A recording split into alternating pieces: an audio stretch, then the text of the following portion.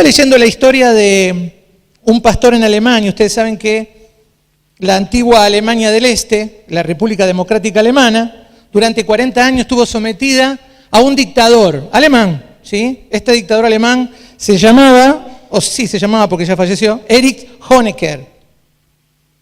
Esta persona que durante 40 años sometió a esta parte de Alemania y que realmente les complicó la vida a todos, cuando cae el muro de Berlín, quedó dando vuelta porque los nuevos administradores no querían saber nada y los viejos, si él se iba de ese lugar donde estaban pero dispuestos a matarlos porque hubo torturas, porque hubo asesinatos, porque hubo cosas muy difíciles. Entonces empezaron a preguntar, ¿qué hacemos con este dictador? ¿Qué hacemos con este ex jefe del Partido Comunista que estuvo gobernando 40 años esta zona de Alemania? ¿Y vieron que a la iglesia se la busca siempre para cuando las cosas no se pueden hacer normalmente? Entonces dijeron, y vayamos a la iglesia a tocar el timbre, a ver si podemos conseguir de ubicar a este mal hombre en ese lugar. La verdad que no lo quería nadie. Pero van y se presentan delante de este pastor que yo les contaba, Holmer, y le preguntan, mejor dicho, le preguntan a la iglesia en general, evangélica, si eran capaces de tener a este tipo. Y este pastor, Holmer, dijo, yo lo tengo en mi casa. Cuando yo empecé a leer el relato dije, wow, te estuvo oprimido 40 años y vos lo vas a tener. Pero te cuento algo más. Este pastor tiene en realidad, porque no falleció todavía, 10 hijos de distintas edades, hombres, mujeres, y como ninguno de los 10 estaba afiliado al Partido Comunista, no le dejaron hacer la secundaria. Y como ninguno de los varones hizo el servicio militar, peor todavía. O sea, que habían terminado nada más que la primaria y nada más que eso. Más todo lo que habían sufrido como familia. Y yo me ponía a pensar, esta gente, ¿cómo iba a tener adentro un torturador? ¿Cómo iba a tener adentro un dictador? Sin embargo, abrió su casa y lo dejó en la parte mejor de la casa para vivir. ¿Qué trajo esto? Trajo que todos los días delante de su casa había miles de personas pidiendo la muerte de este tipo. Había montones de personas que le escribían, le dejaban cartas. ¿Cómo es posible que ustedes lo tengan ahí? Mátenlo, déjenlo salir y nos encargamos, le decían. Sin embargo, este pastor, las únicas veces que podía salir con este hombre era muy de noche, porque necesitaba caminar, estaba muy enfermo, y lo hacían caminar, el pastor, la esposa, y caminaban de noche cuando nadie lo viera. Y cuando había un tumulto de gente, enseguida salía corriendo y se encerraban nuevamente en su iglesia. A las 10 semanas de estar con él, como ya no había forma de parar a la gente en la calle, decidieron sacarlo y mandarlo a otro lado, cosa que después lo extraditan a Chile. Él pide la extradición a Chile y está en Chile durante mucho tiempo, hasta que vuelve a Alemania, en donde se lo juzga, pero como estaba muy enfermo de cáncer, lo dejan volver a Chile y allí en Chile termina muriendo. Tiempo después, este pastor fue a un congreso y se le pone de frente uno que había estado preso en la época donde estaba este dictador y le dijo, ¿quién le dio permiso a usted para perdonarlo? Y él le dijo, yo puedo perdonarlo por las cosas que me hizo a mí. Ahora, sería bueno que usted pueda perdonarlo por las cosas que le hizo a usted para que no sufra usted esas raíces que tiene de amargura y de tristeza. La historia puede pasar así nomás o puede ser importante. Lo importante es que la reconciliación es una de las cosas más complicadas que hay. Pasa en la familia, cuando se pelean padres con hijos, hijos con padres.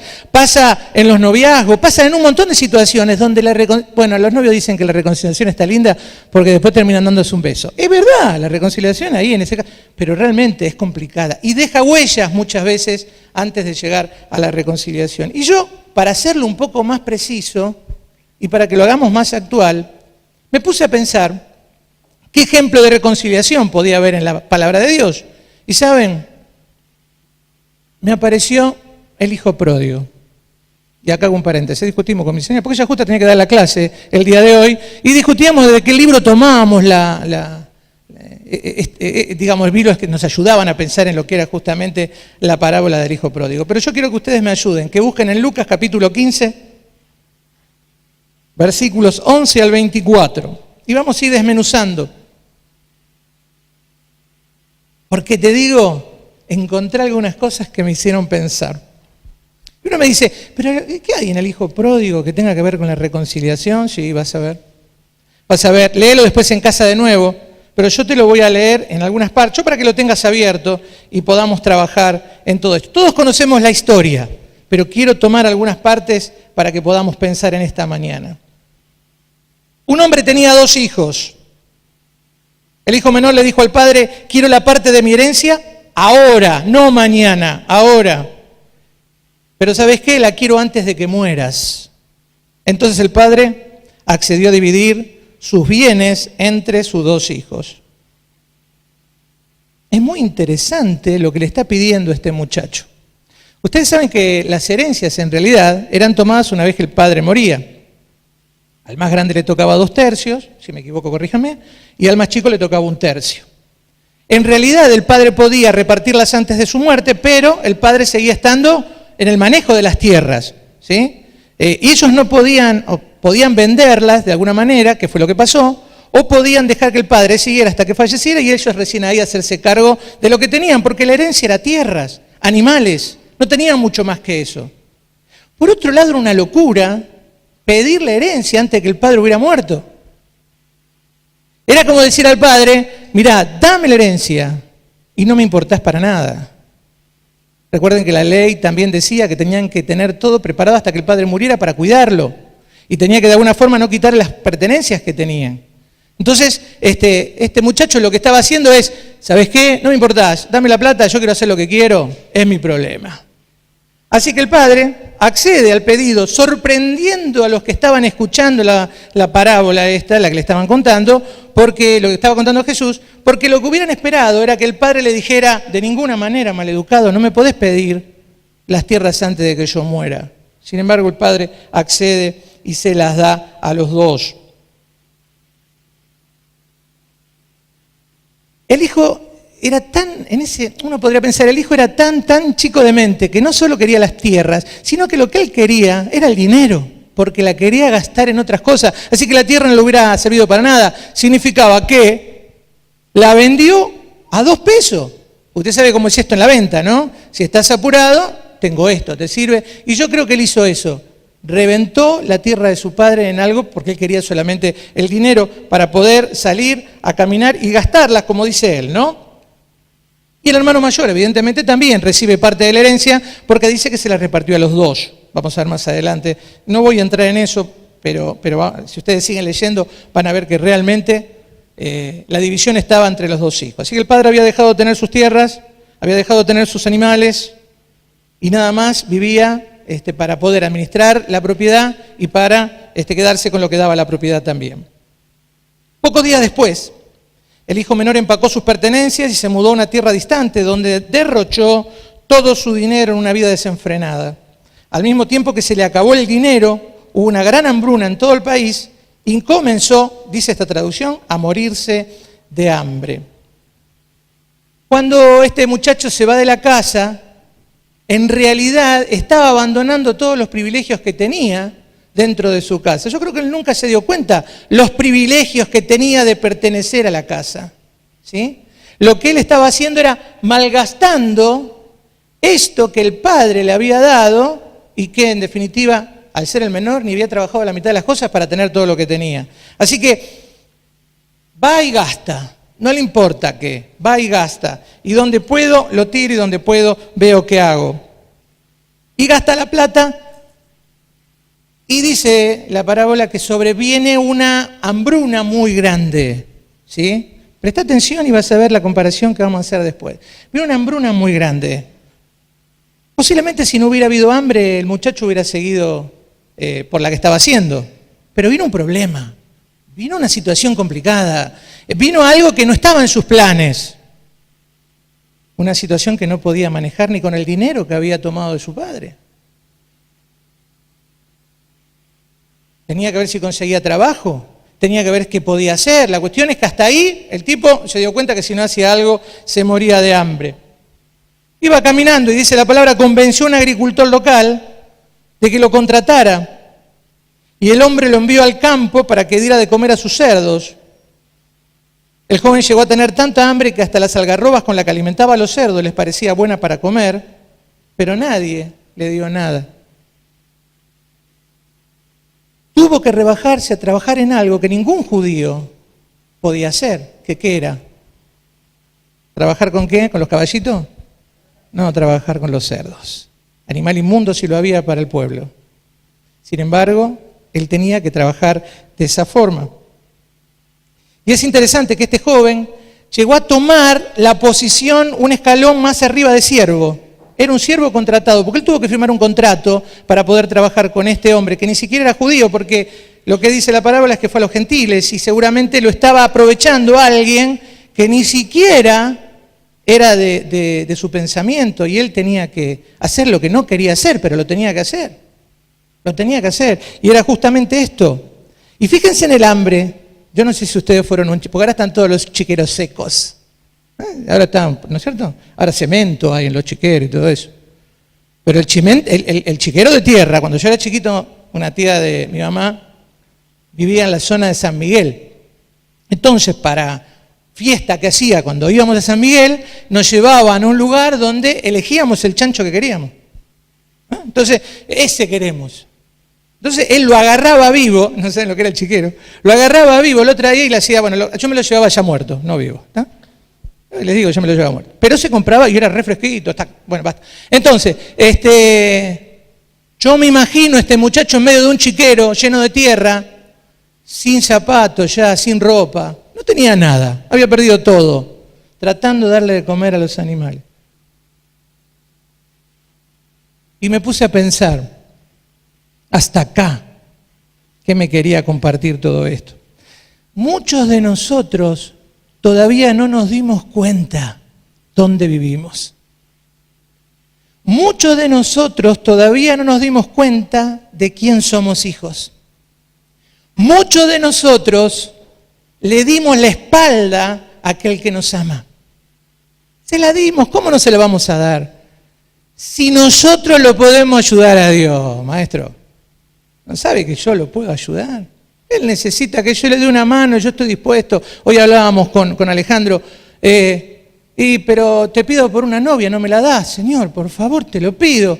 Y pasa el tiempo y no me contesta. ¿Sabés qué, Señor? Yo la vi, es rubia, viene a la iglesia, se sienta en el banco de atrás mío. Se llama Susana. Me parece que eso es lo que vos me estás mostrando. Cuando el tiempo de Dios es para Él y en el momento que Él quiere, no cuando yo quiero. Y ahí empiezan los grandes problemas, ¿viste? Cuando elegiste a alguien que no tenés que elegir, y empiezan las grandes situaciones y terminan en complicaciones. ¿Por qué? Porque Dios trabaja como Él quiere, no como yo quiero. Y nosotros nos damos el tupé de darle la espalda. El muchacho le dio la espalda. Vi un video donde la cara del hijo era, no sé qué pasó. No sé qué pasó. Tratando de ubicarme si fuera real la situación. Pero este muchacho se fue dándole la espalda. Y nosotros, no te voy a decir muchas, pero muchas veces le damos la espalda a Dios. Y nos damos el lujo de pedirle la herencia. Le damos el lujo de decirle, quiero que me des lo que me pertenece. ¿Cómo no me estás dando bendición? ¿Cómo no me estás dando sanidad? ¿Cómo no me estás dando esto? No estoy hablando de que vos ores pidiendo esto, sino reclamando. El joven reclamó, obligó a su padre a darle su parte. Y hasta que no entendamos quiénes somos, y hasta que no entendamos qué parte tenemos en el mundo de Dios, hasta que no entendamos qué lugar tenemos en esa casa en la que vivíamos confortablemente, seguramente nuestras vidas no van a ser comprendidas de acuerdo a lo que Él tiene y vamos a sufrir. Claro que vamos a sufrir. Porque todo lo que está contando Jesús en esta parábola es lo que te pasa a vos y a mí cuando nosotros le damos la espalda a Dios. ¿Y sabés qué dicen algunos comentarios? Nos transformamos, y la palabra creo que, sí, la palabra también, nos transformamos en enemigos de Dios. ¿Sabés lo que significa la palabra enemigo? Es fuerte. Enemigos de Dios. Y cuando uno está enemistado con alguien, lo que menos quiere es verlo. Y cuando empiezan los problemas en la familia y uno No es política lo que voy a decir, pero estas grietas que aparecen en nuestro país generaron enemistad entre familia, entre hermanos, entre tíos, entre padres con hijos, personas que no se pueden ver ni hablar. Ahora te saco de la grieta, te traigo a la grieta de la iglesia. La iglesia también pasa por esa grieta. Y tiene la misma situación. Personas que no se pueden ver. ¿Cómo no te podés ver con tu hermano? No, ni se pueden hablar. Y se saludan de lejos porque, si no, alguno va a decir que está peleado porque el pastor mira. Entonces ve, si alguno no se saluda, entonces va y le pregunta, ¿qué pasa? Entonces levanto la mano, pero levanto la mano.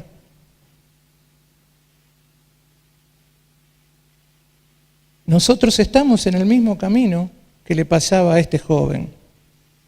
Casi te diría en la misma situación. ¿Y sabes una cosa que vamos a ver ahora más adelante? Nosotros también, de alguna manera, buscábamos las bellotas para comer.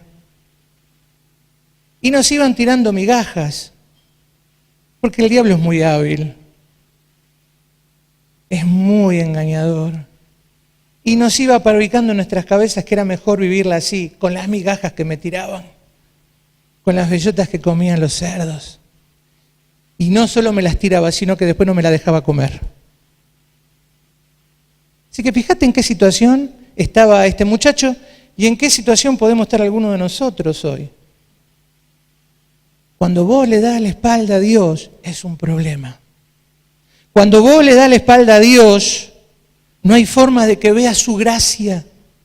Cuando vos le das la espalda a Dios, no podés ver su sonrisa y pensás que todo lo que te pasa en la vida es porque Dios te odia. Porque Dios no te quiere. Porque Dios quiere lo peor para vos. Sigo diciendo, el diablo es muy hábil y nos mete eso en la cabeza. Dios no te ama, Dios no te quiere, vos no servís.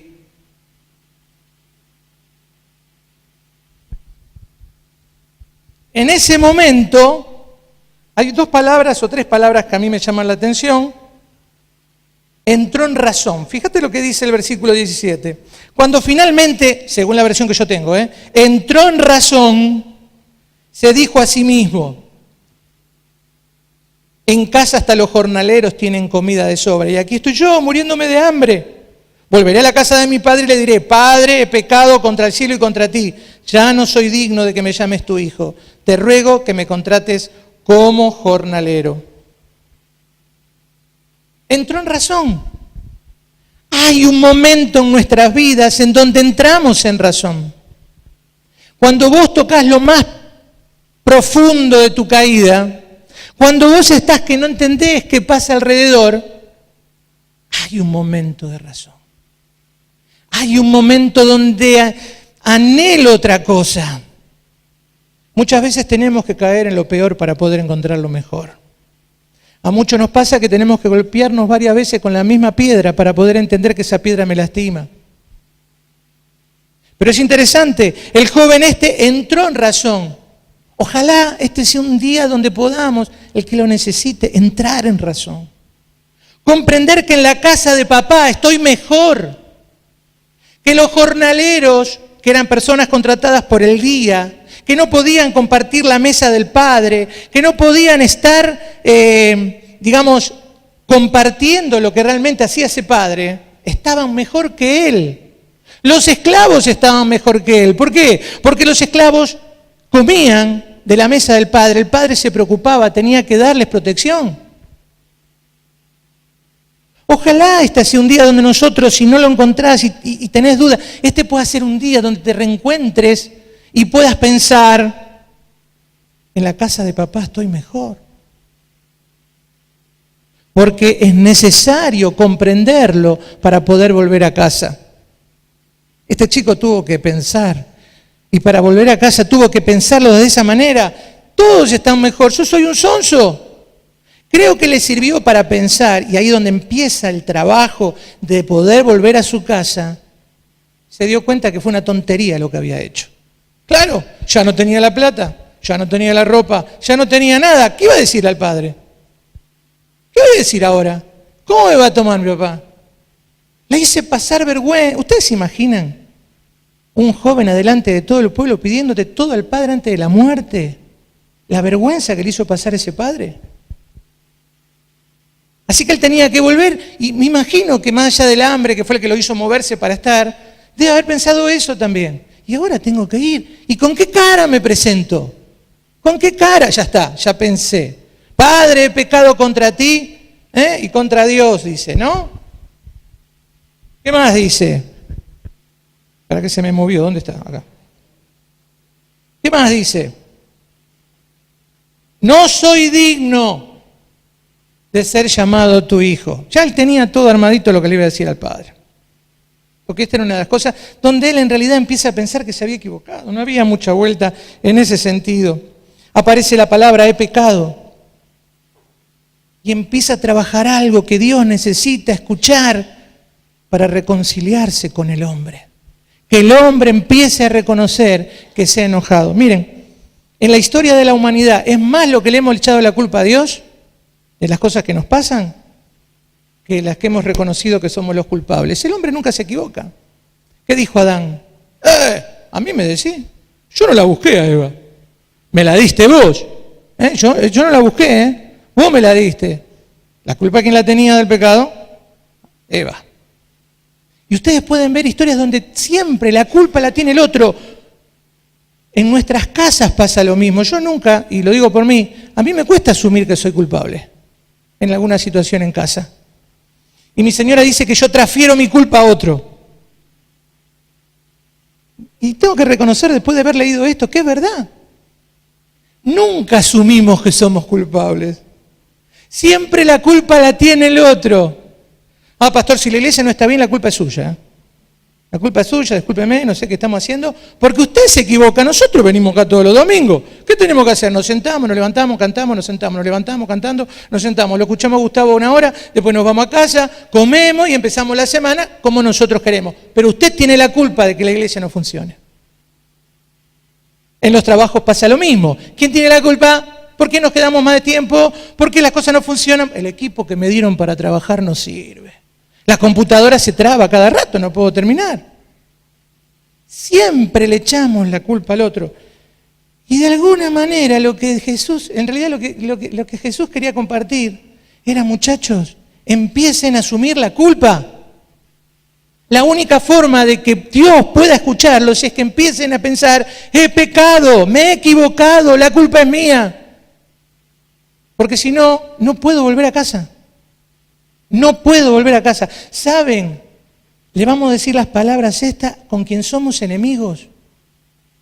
Aunque Él está desesperado por estar con... A ver, si conociéramos el corazón de Dios, pero si lo conociéramos de verdad, Él está desesperado, no solo por nosotros, para que tengamos una relación constante todos los días, sino con la gente de afuera, de la remisería, de los chicos que están con los pescaditos.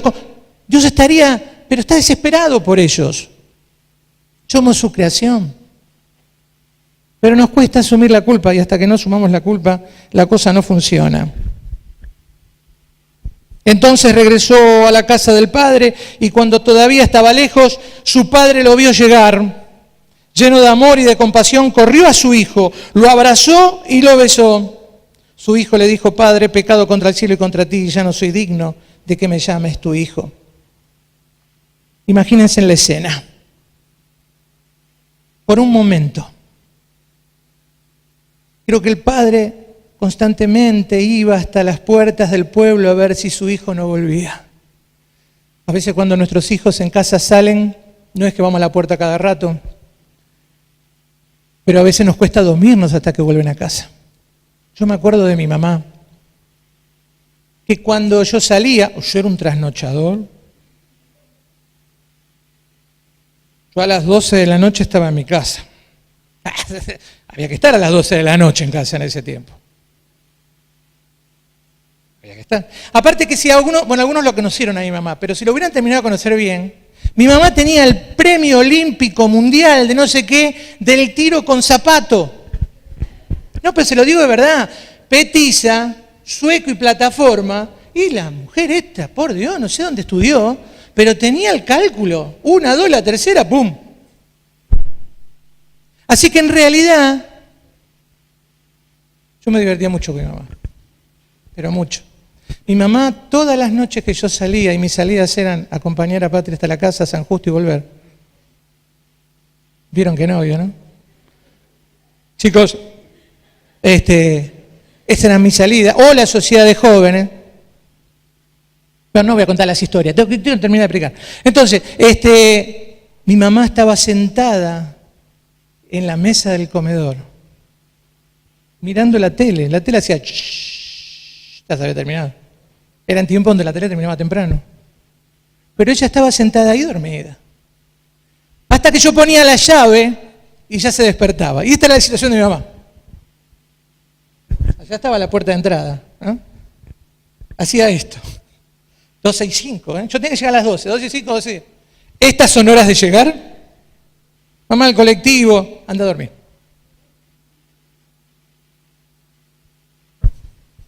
Yo me imagino a este papá saliendo a la puerta del pueblo y ver si su hijo volvía. Y me lo imagino a Dios yendo a la puerta y mirando y esperando que volvamos. Esperando que volvamos porque Él está desesperado por nosotros. Desesperado.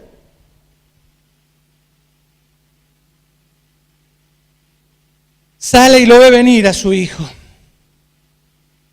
¿Cómo se imaginan que se debe haber puesto este padre? Se puso no feliz, bailaba en una pata. Fíjense, el comentario dice, o mejor dicho, el relato dice que el padre lo vio y salió corriendo. Lo lógico hubiera sido que el padre se pusiera duro, enojadísimo, porque el que le había hecho pasar vergüenza y lo trató mal había sido el hijo, y esperarle y decirle, volviste, ¿no? ¿Estas son horas de venir? No. Sin embargo, corrió. Ahora, dos cosas. Para que pudiera correr el anciano, que era una locura que un anciano corriera, una persona mayor corriera, y debería ser anciano y corriera, tenía que hacer dos cosas. Primero, que corriera por el medio del pueblo a buscar a su hijo. Y segundo, con la túnica muchos no podían correr. Así que yo estoy imaginándome que se debe haber levantado la túnica. ¿Vieron cómo hacen algunos curas que se levantan para correr? Se debe haber levantado la túnica, y eso para el pueblo también era vergüenza. No podía mostrar las piernas. Pero era tanta la desesperación por su hijo que él corrió.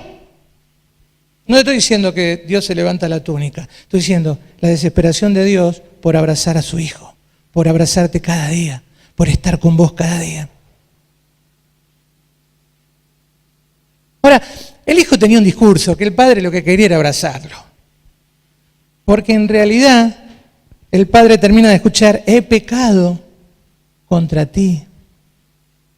Y he pecado contra ti, contra el cielo. Y creo que lo que el padre entendió es, lo puedo perdonar. Porque te voy a contar algo más. ¿En qué situación vos vas al padre? ¿Cómo llegás al padre? Si vos le diste la espalda. Si vos te corriste de lo que él quería. Si vos te fuiste del lado de lo que realmente él quería para tu vida. ¿Qué me venís a hablar? ¿Que encima vas a pedir que te pida perdón él? Es necesario ir con un corazón dispuesto a pedir perdón, dispuesto a reconocer el pecado, dispuesto a reconocer la equivocación. Chicos, nuestras iglesias andarían 1000 puntos si entendiéramos esto. Porque es la única forma de la relación con Dios cada día. Si no, vivimos un cristianismo que vuela y que no es tan real y que nos quedamos con las historias y es más profundo que una historia. Jesús usaba las parábolas para que la gente entendiera de qué estábamos hablando. Porque era profundo, porque hay cosas que ni siquiera entendemos hoy. Sin embargo, Dios te hace entender lo que necesitas y lo que tenemos que entender es que tenemos que volver a Dios. Que tenemos que volver a Dios, que tenemos que volver al Padre, como volvió este joven. Y fíjense en la alegría, y no leo más porque se me está yendo la hora, la alegría de este padre, que no solo lo hizo callar, ¿qué le dijo a los siervos? Paren, vayan a buscarle mi mejor vestido, vayan a buscarle mi mejor túnica, vayan a buscar un anillo y tráiganle sandalias. ¿Sabes para qué? Porque mi hijo que estaba muerto ha vuelto a vivir. Y ¿saben? Les dio vestido para que se dieran cuenta quién era. No era ni el siervo, no era ni el que iba a estar jornalero, era el hijo. Y lo vestía con la mejor ropa. Le dio un anillo de pertenencia, seguramente el anillo tendría la marca de la familia. Así que tenía un anillo que lo volvía a poner en su lugar. Y le puso sandalias, porque los esclavos andaban con los pies al aire. Los hijos del dueño o el dueño andaban con zapatos. Lo volvió a poner en su integridad total a este joven. Lo volvió a poner donde realmente Dios quería tenerlo. Sigue el texto, léanlo en casa, vean el hijo más grande, el desplante que le hace al padre también. Pero quiero terminar con esto. Yo anoté un par de puntos, no vamos a llegar, pero decirte algunos. La reconciliación significa unir lo separado. Estábamos separados del Padre. Estamos a veces separados del Padre. Y la reconciliación que da Dios tiene que ver con volver a unir lo que estaba separado.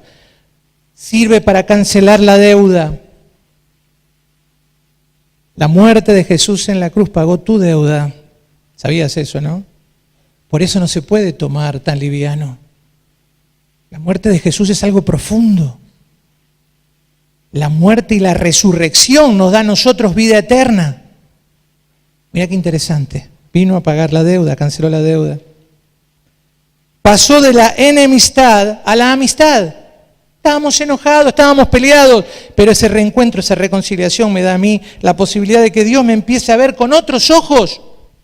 Con ojos de amor, para convertirnos de nuevo en lo que éramos antes, amigos de Dios.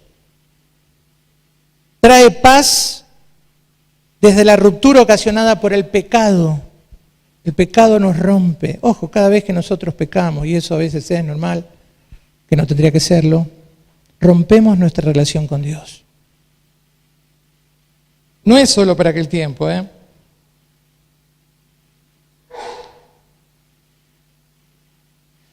Para asumir esto se necesita valor. Uno dice, sí, totalmente. Yo siempre le digo a los más chicos, a los que estamos los viernes en fútbol, le digo, tomar estas decisiones de valientes. No es para cualquiera. Porque es una decisión para siempre. Si no, no es una decisión.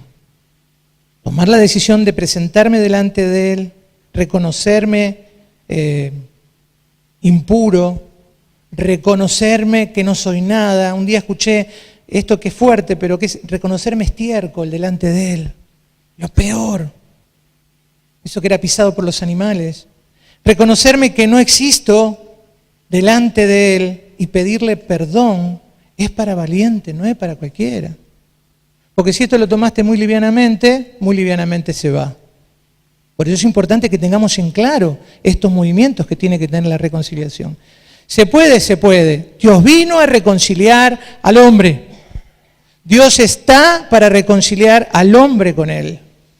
Recuerden, nosotros no tenemos nada para presentarnos delante, porque somos los culpables de todo, de todo. Nosotros nos apartamos de Dios.